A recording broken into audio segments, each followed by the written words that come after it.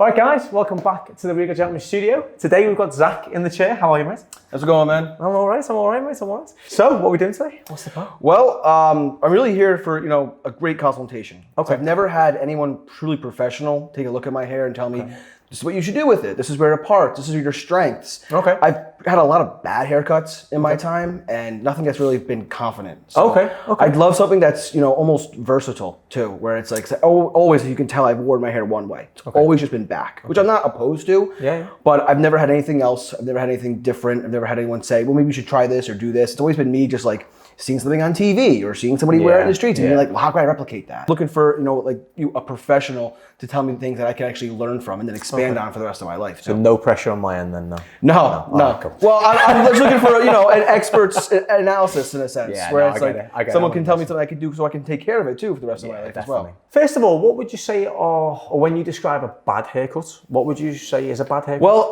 I mean, you can't tell with the hair I have now because it's very long, but my size in my head, they kind of protrude out a lot. So I've had a lot of haircuts that give me like a bowl look in my head. It just does not flatter me whatsoever. It does not look good. And, so I'm looking for something that kind of like shapes my head in a much more attractive way in a sense. Of course, yeah. And that's to me, it's almost what a good haircut does in a sense. So I've had a lot of bad ones that do the opposite of that. Yeah. So I'm looking to go away from that. So what basically makes when you feel that you've had a bad haircut, it's something that doesn't sort of flatter your appearance in terms of your face shape and things like that. Okay, that's cool. Yeah, that's a good start to know.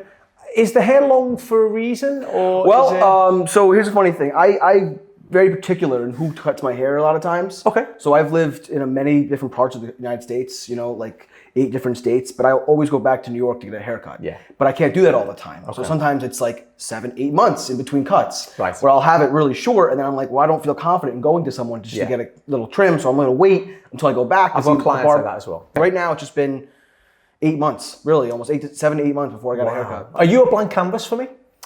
In a way, yeah. I mean, the only thing, I guess, a little constraints. Like, I guess I would say I have a natural curl to my hair, and I do kind of like when it's a bit longer than shorter. It looks a bit better. Yeah, that's cool. And, I guess the only thing is that as long as I don't have it super, super short, I'm really happy. Longer on top, shorter on the sides is a way to help keep the shape. Yeah. But beyond that, I mean, I'm very open-minded. All right, cool. Because I think that the key word here is versatile. That's the key word. And obviously, if we go too short, we lose all versatility whatsoever. For example, like if you've got something like what I've got, my haircut isn't versatile. It's one hairstyle and that's all you can go for. So I think definitely keeping more hair on the head is a better option. I think instantly the problem areas that I'm seeing now is obviously you've just mentioned the sides, which, by the way, can I just point this out to the camera? What you've just mentioned, so what Zach's just told me about the sides protruding is something that's always good. If you know your problem areas, tell the barber beforehand, because I can only see that now you've pointed out. I would have felt that after washing. Yes. But if you're a barber who doesn't wash hair, unless you've built that trust up straight away where you can start going straight in with your hands, start feeling someone's head, which can always feel a bit uncomfortable to especially when it's a new person. I wouldn't go straight in and do that. I'd always do that with the shampoo. Just tell people that. Tell your barber that. Tell your hairdresser that, because that's really helped me straight away. Because I've already instantly changed my technique to what I would have suggested. So obviously keeping more hair on the top, I'd instantly go for like a scissor cut, right?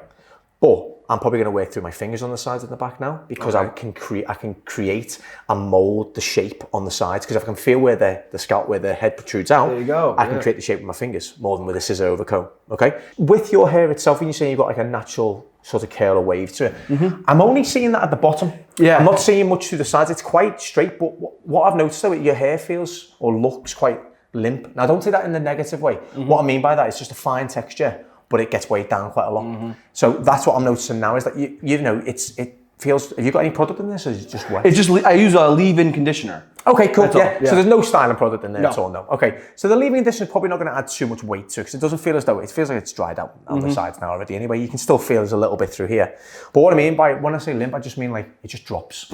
It's really heavy, but it's fine textured. So I think when we're looking for versatility, we need to look at a hairstyle that's going to give you, again, we're looking for face shape, we're looking for head shape, but we're looking for something that's going to be easy for you to manage. So I don't want to give you something that's going to take a lot of time to blow dry. I don't want to give you something that's going to make you use 2 or 3 products. I want to give you something that you're still used to. So maybe still something off your face, because you've got a good hairline. You've got a really good hairline. If you don't mind me asking, Zach, how old are you? 26. 26. So what I would suggest is having a tidier finish on your hair. because I feel like that's just going to give you something that's going to give you a better finish, especially for the curls at the bottom here. Because when you've got a change of texture of hair, it can make the bottom with the curl down here can make it look messy and untidy when you've got a lot of straighter hair coming through the top here. So I think if we can just accentuate sort of more shape and more movement through the sides, it will give you a lot more versatility by having more hair there, in a sense. So I think if we can try and keep more hair through the back and sides, maybe when I say more hair, I'm just guessing that you've had a short back and sides. Okay, so I'm going off the basis of an 8-month-old haircut being a short back and sides.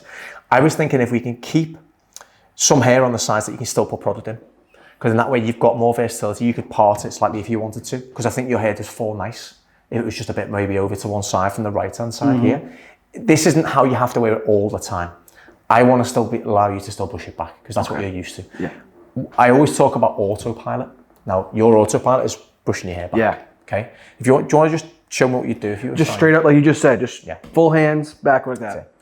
I would struggle to get that out of you in one haircut. Yeah. We'd have to work together constantly to change that around. So I still want you to be able to style your hair like this. But essentially I want to give you like 2 or 3 different looks with the same haircut is ideally what I'd like. I always use my comb just to show people's face shapes off. It's always a good one that you can kind of do yourself. I'll let you see in the mirror first and I'll turn to camera. Okay. But this is the angle you need to cut your hair at. Oh, okay. So straight. Straight up from my cheekbone here, pretty much. Yeah. Oh, I see. So do you know what we were talking about before about like if you get it too close down the bottom here, it creates this shape. That's what it does, because your hair doesn't want to be cut like that. It wants to be cut straight to get the best out of the face shape. Look at mine. So more the difference in the angle. Yeah. Okay. Right. So if I just show camera this, so as you can see, what we were talking about before is keeping a bit more length down the bottom by the sideburns. That will create that straight effect, that square shape on the sides. We don't want to do anything that's going to angle off like that, because obviously it doesn't want to do that. We're just using the comb to show us how that needs to be cut. But if you look at mine, my face shape's completely different to Zach's, and it comes off there like that. See?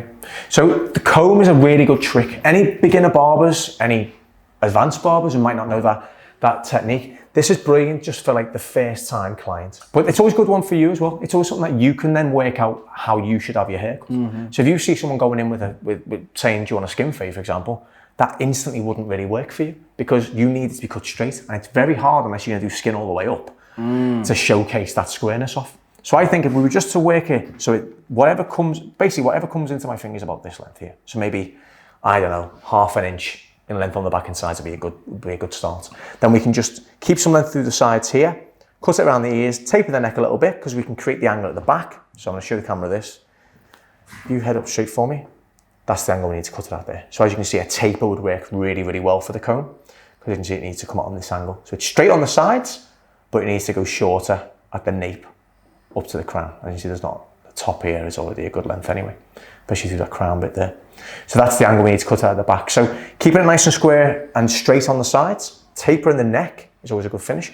Beauty of that is, gets rid of your curls as well. And I like the idea of you told me like my hair falls each way. No one's ever told me that. Oh, okay. So I always thought, because like you said, it was always this way, because there's a little bit more on this side. So, but now that I know that it's both ways, it's like, like you said, it's already almost versatile. But I think we give it a shampoo, condition, then we get started, yeah. Alrighty. Awesome, thanks, Zach. So it's all shampooed and conditioned. I'm just going to spin you around for the camera. Now, going to work our horseshoe section here now, because obviously we're working with a very overgrown hairstyle, right? And we've already worked out what we need to do in terms of length. Going to work on our palm to palm sections to the sides. Now this is really good actually, because look, when the hair's wet, you can really start to see the head shape. If I just turn that to the camera, you can see the way it concaves quite low down. So there's the round of the head here, but it drops down quite a lot. So that's why working through my fingers and obviously working it straight, it allows me to build up the weight that we needed, and also allows me to pick the length that we're going to go for as well. If I was working scissor over comb, I think we'd end up leaving too much weight at the corner. So I think working palm to palm really helps for this. So I'm going to start at the recession point and bring that down. I'm going to drop it down a little bit towards the back and bring it around, because we need to get that angle at the back, so we need to leave a little bit of length over the crown, because again, we're going for versatility, so we want to leave a bit of length towards the crown too. There we go.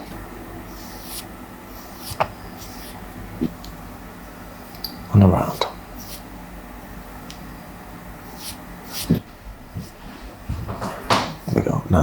turn the client back. I always finish just at them straight on with the mirror. Now as I lift it up, I can see both sides are the same. There we go. I want to leave enough length in that the hair still flows backwards, okay? Like that. So I reckon if we were to cut, we said earlier on before, I reckon if we were to leave about that much hair left on, roughly that, just trying to do it very quickly now, I reckon that'd be nice because that would still fall back. Just with his fingers. Pull it out. And I'm gonna take off about that much to start with. I reckon that would still let his hair fall back.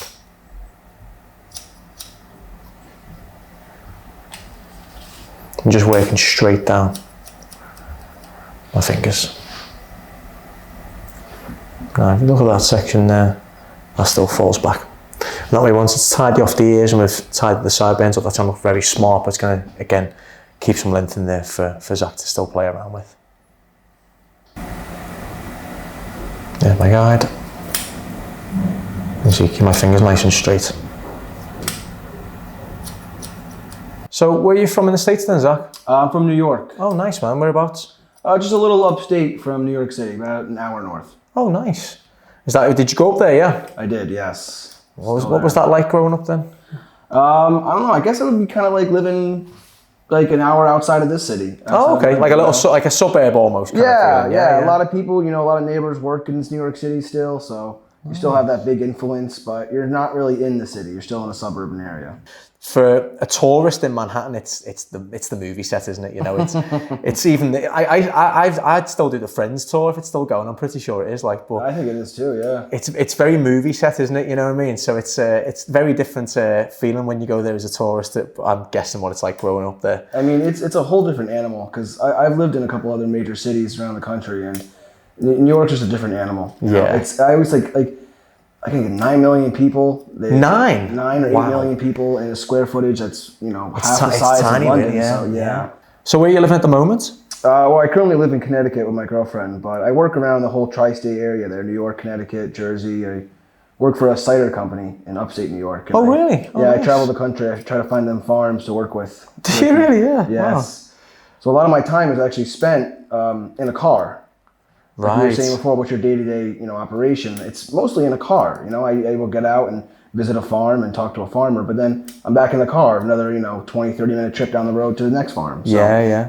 So I'm guessing so with your haircut and your hairstyle, you've got to have a hairstyle is going to look good the minute you leave the house, right? Because you're not going to be anywhere to be able to style your hair again or restyle your hair. You're not in an office where you're not like weather resistant, you know what I mean? In a sense, like if that makes any sense. So you're getting in and out of cars, going to see clients all the time. So you're client facing. Yep. Again, you do need a versatile haircut. I think what you asked for was the brief you gave me. Well, it was a very, very sort of a small brief, but it was a good one because I think that word versatile really helped me to decide what we could or what I could suggest for you, really. And do you find that when obviously client facing, are you suited and booted or are you more casual? You're dealing with old men and women that own orchards and farms. So there's a level of professionalism you must maintain. Yeah. But, at the same time, they don't want some, city slicker with a suit coming into their farm trying to sell them something. Of course. You kind of have to have this balance.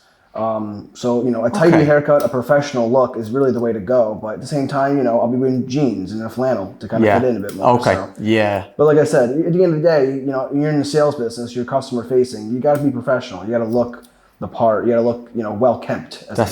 Definitely. So so that's really blending into the suggested haircut that we spoke about because I want to give you something that is what you class as a smart finish, which is off the ears. Tapered on the neck. Now, when I talk about tapering, I'm talking about tapering as in like the old school sense of tapering, not as in like the modern sense of tapering, which is generally clippers kind of quite short and then kind of, normally faded out into nothing. When I talk about tapering, which I've mentioned this quite a lot on the channel, but if you're unfamiliar with the tapering process, is that it's a lot of the time.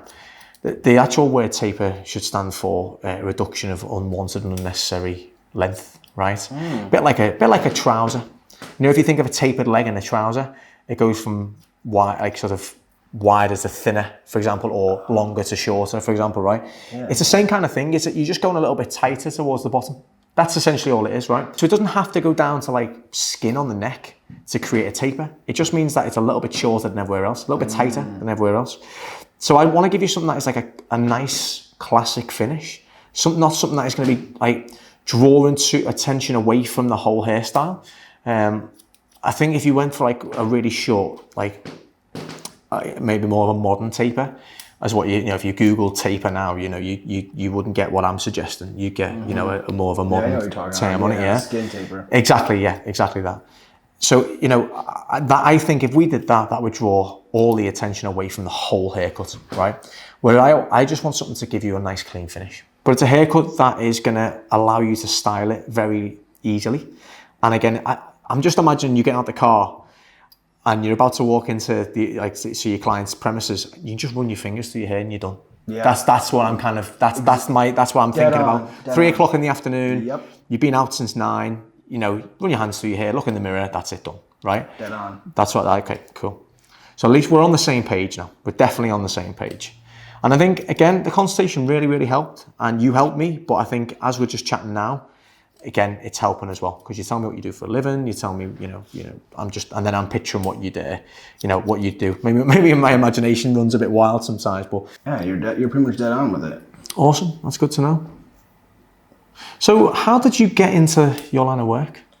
Well, it's I don't know. I mean, I've always kind of worked in the craft alcohol business. Okay. I used to make wine and spirits for a small winery in upstate New York as well for a little while. Oh, wow. Did that in Connecticut for a little bit. And, you know, actually, these guys here, they're called Nine Pin Cider up in Albany, gave me a call one day and said, you know, you worked on farms, you've been in sales, so we want you to kind of, you know, run this operation for them. So wow. They're a hard cidery, but they're actually making a sweet sparkling cider that's non-alcoholic. And then now we're just going around and seeing if other farms want to work with us. And oh, really? Yeah. Because it's no alcohol in it, we can work with farms across the country. So yeah, wow. They brought me in. I like it. I like traveling. I don't mind driving. Yeah. You know, we get to talk to real awesome salt of the earth kind of people. Yeah, I was going to say, but you do, yeah. Hundreds, you know, 200-year-old farms and stuff like that. You know, 11 generations. It's really nice. It's really cool.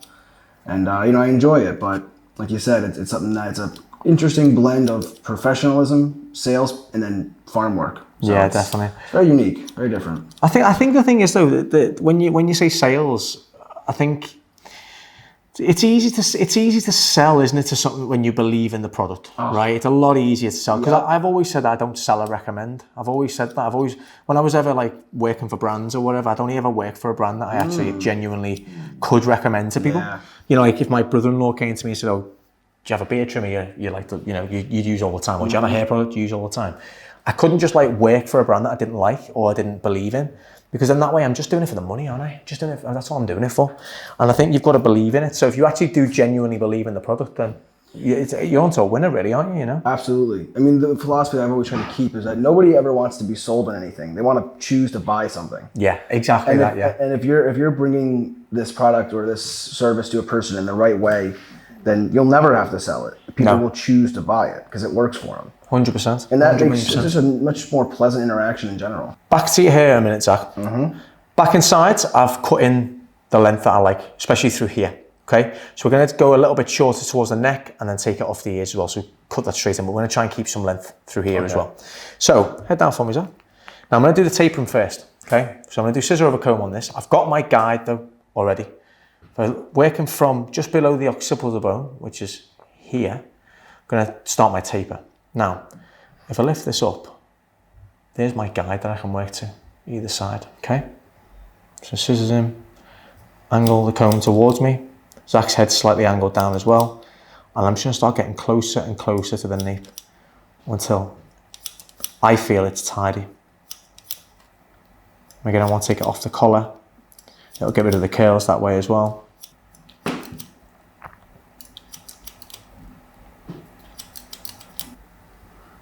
Here's my guide. And just tape this in.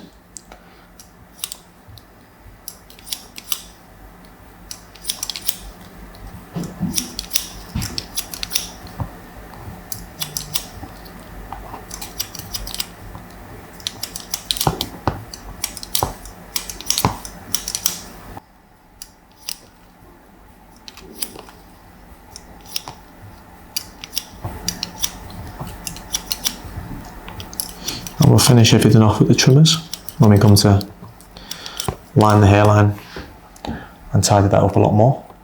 Lift it up. There's my guide. And this is where we can take the length off. So again, we're not adding a taper to this, we're just removing the length. So keeping everything nice and full and straight, and all we do is tidy up around the edges.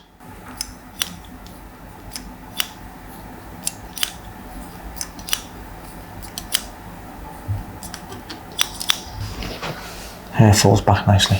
So working from the middle to the right hand side now. Same starting point. Lift it up, there's my guide. And then just get closer as we get to the nape.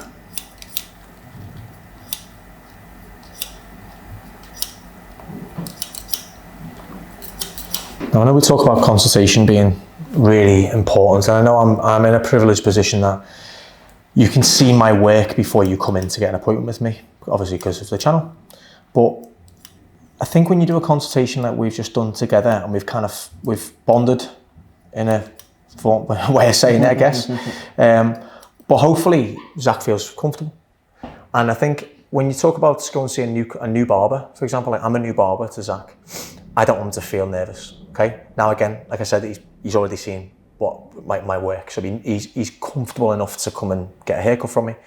But say for example, I was working in a shop, I didn't have any content online, how would I put that client at ease? And I think it's connecting at the very start. So getting the consultation right, doing a consultation to start with, feeling like you can connect with the client in a sense, that we're both on the same page.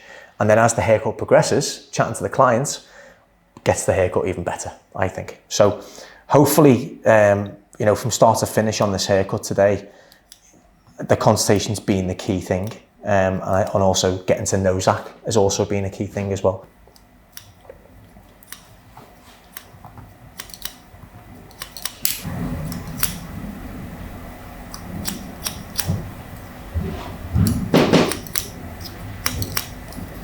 There we go. Now I'm going to dry the sides and the back off now. Anything like this finer textured hair, when it comes to working with trimmers or clippers, I'd always dry it off a little bit as well. Just use your fingers now just to make sure it feels dry. There we go. I'm going to tidy this up now. So again, we just want to take this off the ear, okay?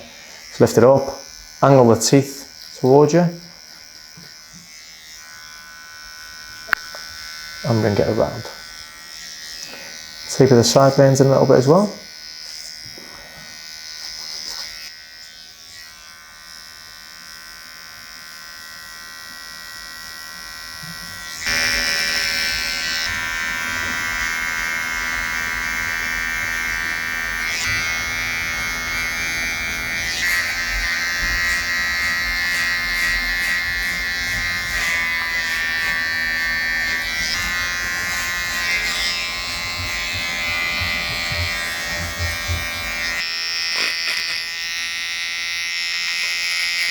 So how did you come across the channel then, Zach? Actually, my brother. Oh, nice. Yeah, nice. My brother showed me this. He knew I was coming out here, and he knew I needed a haircut. But he also knew that I would, value a consultation like this and try to use it, and I was like, yeah, I definitely check that out and watch you guys' videos. Loved the way that you were just talking about how you consultation with your clients, how you talk to them. Yeah. But actually, I would say it's more how you listen. Oh, okay. And I saw that, I'm like, okay, this guy is gonna listen to what I have to say and work with it. He's not gonna say, no, that's not right, or no, don't do that. Because you get that a lot, I think, especially men. You get that a lot when they go to a barber. This is what I want, this is what I like. A lot of times you get, no, it's not gonna work. I'm gonna give you this haircut because it's what I can do, or it suits my strengths, or whatnot. Where here, it's like, oh, okay, this is a learning experience for both. And it's like, that seems like a win-win on all regards. Well, that's very kind to say that, mate. I'm going to use that soundbite and send that to my wife because she says I don't never listen to her. So I'm obviously a good listener because you've said it. So I'll use that. But no, it's key. It really is. It's key. It sounds really cringy to say, but 2 ears, 1 mouth, right? Yeah.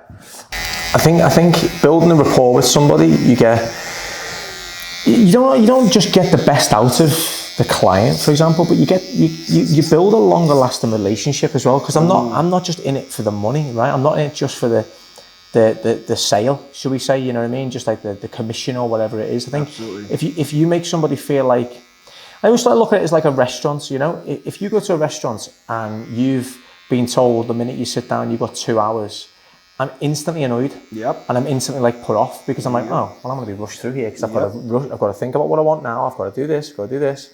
Whereas I think if you just go in there, and even though you've only got 2 hours, you don't need to know that. You're still going to have a good time. There's still ways around making you still feel valued, even though you might need to be in and out. I still think it makes a big difference when you feel valued, you know, not just that you're on like number 135 out of the 200 that's in that day, you know what I mean, or whatever. Absolutely. I think that makes a big difference, you know. I think you build the trust and with the client even better, but also, you know, you can then put your own spin on what you want to do. So I think if you're like, for example, now, say you weren't my client, but you've asked me for my opinion on something, and I know what's going to work best for you, I can almost persuade you easier, because we've got a good rapport. You know that I'm only got your best interests in the finished look. So it's a lot easier for me to suggest something that I know would work better, and build your trust and persuade you into getting something that I know would work better than maybe what you would, because we built the rapport. Absolutely. I think that's where it comes down to, isn't it? You know, especially in my game anyway, you know, that's where it comes down to, I think. Back and sides, the main bit is done. I'm going to thin these bits out, a bit of texture and all that, but the main shape is done, okay? Now it does look very much like that, but the minute we connect the top in, that's when it creates the same, the squareness on the sides. Comb this all out, comb it back, and I'm going to connect in the top, okay? So pulling it straight out and using the guide from underneath to connect into the top. There we go, straight out, like so. Same again, pulling straight out.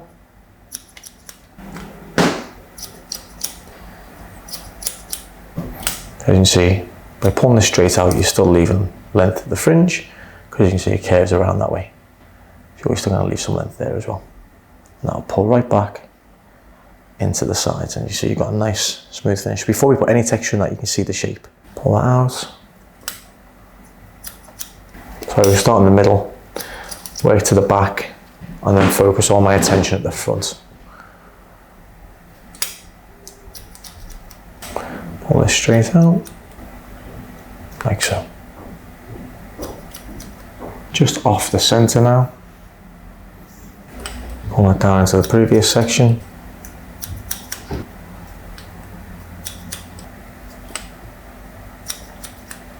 Past the center.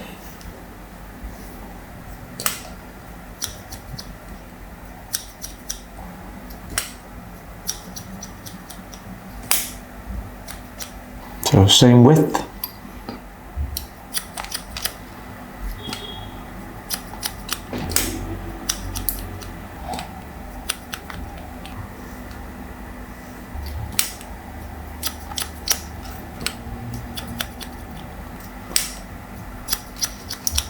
I mean, yeah, you know what? I was not too long ago. I made a trip out to Michigan. Oh yeah, there are quite a bit of mullets out there, but you know, not in really that north, you know, tri-state northeast area. Yeah, yeah. You know what's something funny you mentioned before? I think you said the '90s haircuts before with Leo. I think that's making a comeback, because I've seen quite a bit of gentlemen with those, including my brother even. Oh yeah, is he going? That's starting to come. Yeah, a little bit. You know, the kind of the part in the middle. Oh yeah. A little bit. Yeah, it's starting to come back a little bit, I think.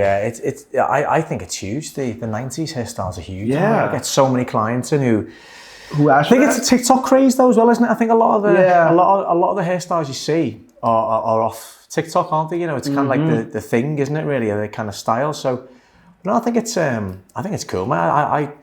I've got to say, it's always quite funny when anyone mentions curtains. I remember like a few years ago, I kind of shuddered at the thought of doing another one of them. You know, I was like, because when I started cutting hair, they'd just gone out. Oh, wow. So a lot of the barbers were like, oh, thank God for that. Yep.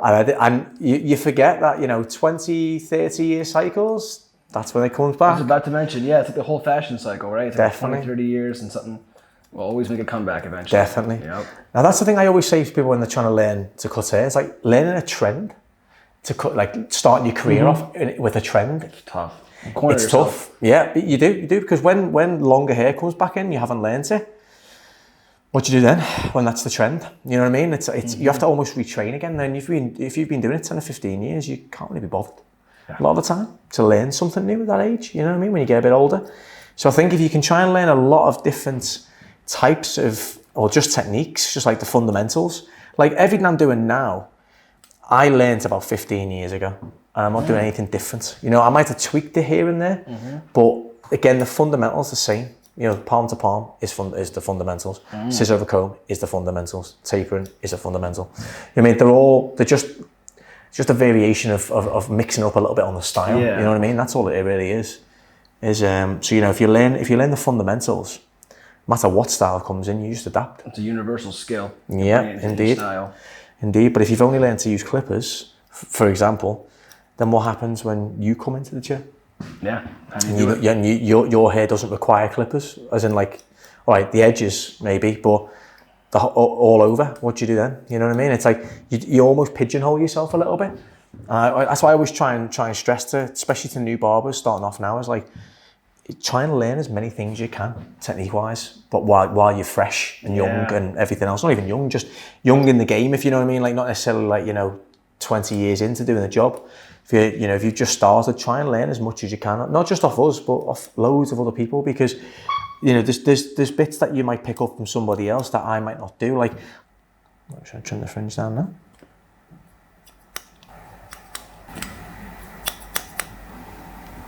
Like so.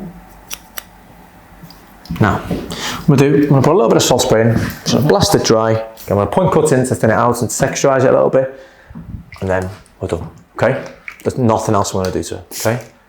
So,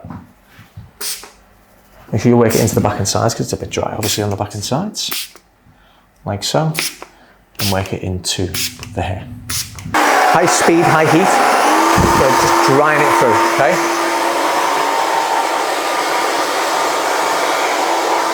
I'm going to dry it from one side to the other. Dry on one side, like so. Dry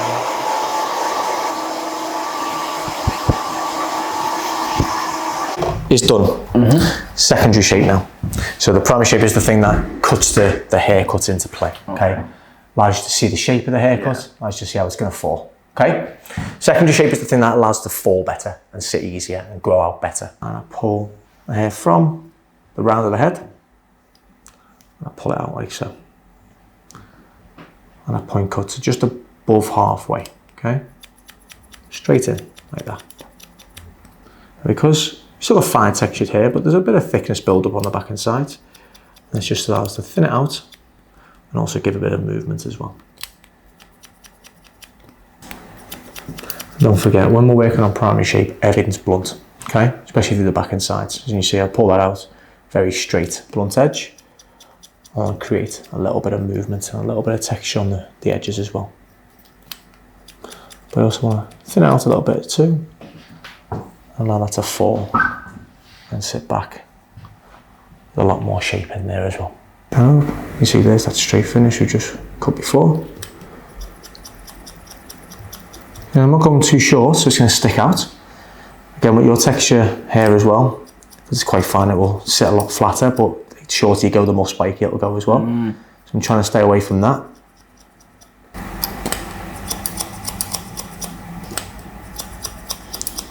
So just kind of move the comb left and right to work through. And you've got dryness, a little bit of salt spray in there.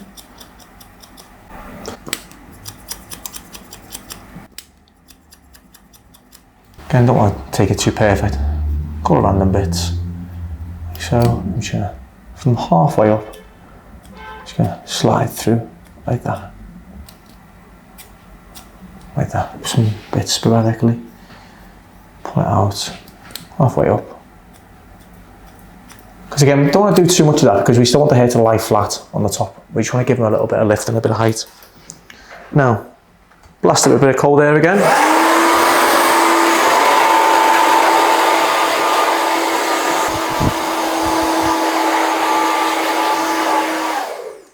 one side, it goes in as well. But can you see the shape now? Yeah. Sitting in nice and straight for you. It's not doing this, not doing that. It's sitting perfectly straight. That's one side. Like that, you get a bit of height. That's the other side. You get even more height.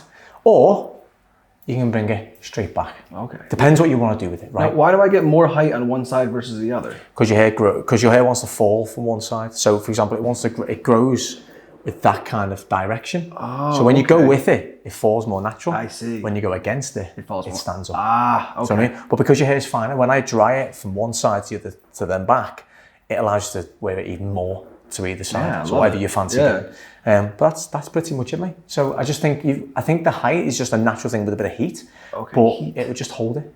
Okay. That's a bit of salt spray. There's nothing else to it. Just a bit of salt spray. Do you want to try it with something with a bit of holding? I mean, I like it the way it is, like you said. I never usually use a lot of products. That's good. That's good. There's like a wax every now and then. When it got longer, I did because it was just so hard to keep it in my face and. You know, I mean, because I drive around in mountain ranges. Long, man. Yeah, and it was hard, but so now it's like it's not in my face, which is amazing. So what do you call it? A salt spray? Salt spray, yeah. But let's say it with your clothes on, right? So you can see it with what you came in. Very smart casual, jeans, jumper, and that's the sort of finish you can get. So you can wear it completely flat back if you want to, like so. You can wear it to one side, you can wear it to the other side. Whatever you want to do with it, you can. The main thing is, it's the shape that we've cut into it. We've tried to emphasize the face shape. More than it being too flat and too concave, we've cut it in for you. So through the back as well, let me show you. So through the neck, very classic finish. Nothing too crazy, nothing that's going to kind of stand out too much, but just something that gives you a nice clean finish. Off the ears, through the neck, into a taper, which that's a taper. Oh, I see. Okay. So you can see the shape that you can get with just your fingers. The whole way. And it just falls into a natural finish on your neck. So nothing that's going to like, when you're walking down the street, you're going to see that like huge skin taper and that's going to draw the attention away. That's just going to allow you to see all that flow and texture through the sides. Yeah. And again, there's just salt spray in there and that's it. But I can imagine you just run your hands through your hair and it's done. Yeah. That's pretty much it. Oh, perfect. Yeah. Looks nice, doesn't it, man? Is that length okay? Oh, yes, absolutely. Awesomely. Yeah, the natural lift, I absolutely love about it. Because I feel like I always tried so hard to get a natural lift, but there was nothing I could do about it. And then by 12 o'clock each day, it's done. It's back down, so it's like I only had it for the morning. So it's good that, you know, something that's more natural, too, to your hair helps. Bit of salt spray, bit of heat. That's literally it. Nothing else. So that, you know, obviously give it a day or two. If you don't wash your hair all the time, it will sit a bit flatter. Okay. It's freshly washed. It's got a bit of salt spray in there, but it's not hard to achieve. Do you know what I mean? That's the thing. It's not a hard look to achieve at all. It's like probably the simplest hairstyle to achieve you can ever get. And again, it's versatile. If you put a bit of product in, you can change it around. If you put maybe, again, a bit of clay, for example, you could flatten it down if you want to. You know what I mean? It's entirely up to you, however you want to wear it. I just want to show you different ways to be able to wear it, to kind of play around with. But that's it. I love it. Thank you. Yeah. Thanks, Zach. Thank you very much. Appreciate you, man. You're welcome. Thank you, man.